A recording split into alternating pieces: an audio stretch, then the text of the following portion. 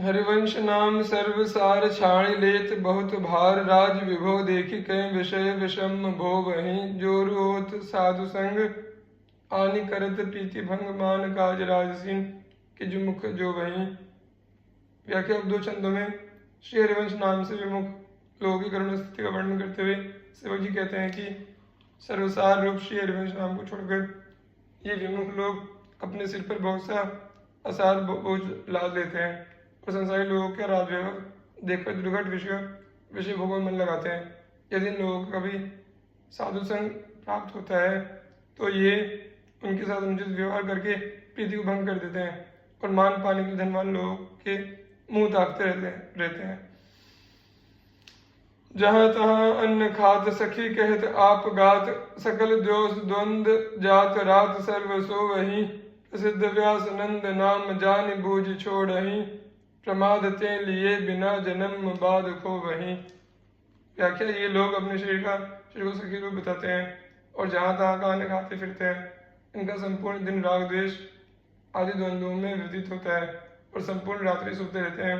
ये लोग प्रसिद्ध प्रभाव वाले श्री व्यास नंदन नाम को जानबूझकर छोड़ देते हैं और प्रमाद गफलत शून्य मन से उसको न लेकर अपने जन्म को व्यर्थ गवा देते हैं।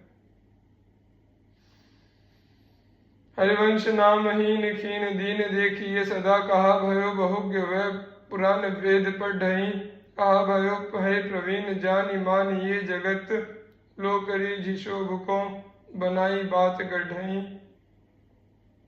व्याख्या ये जो लोग श्री हरिवंश नाम से विमुख हैं वे सदा दुखी और दीन दिखाई देते हैं, चाहे वे भोग्य होकर वेद प्राणी क्यों न पढ़ते हों।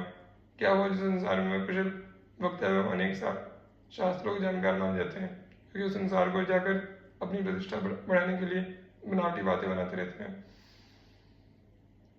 कहा भयो कि ये कर्म यज्ञ दान देत देत फलन पाई उच्च उच्च देव लोक चढ़ई पर्यो प्रवाह काल के कदापि छूटी है नहीं।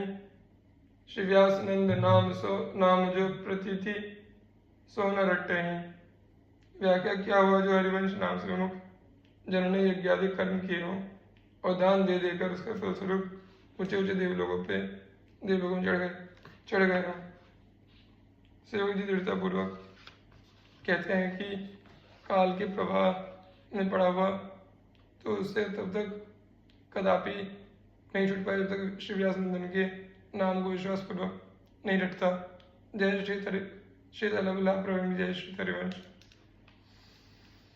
श्री मास सिद्धांत 16 प्रकरण। बानी श्री हरिवंश की सुनो रसिक चित लाए जे विधि भयो अबोल नो सो सब कहो समझाए। व्याख्या सेवक जी कहते हैं कि हे रसिक जन मान से संबंधित श्री हरिवंश की वाणी को चित लाकर सुनिए। श्री प्रिया जी का बोलना अर्थात मान जिस प्रकार हुआ वह मैं समझाकर कहता हूँ। श्री हरिवंश जो कथी कही सोरु सुनाऊं गाई बानी श्री हरिवंश की नित मन रही समाई। व्याख्या श्री हरिवंश जी ने अपनी वाणी में जो कुछ संबंध में कहा है वही मैं आपको गाकर सुना रहा हूँ क्योंकि मेरा मन तो श्री हरिवंश वाणी में स्थायी रूप से समाया हुआ है।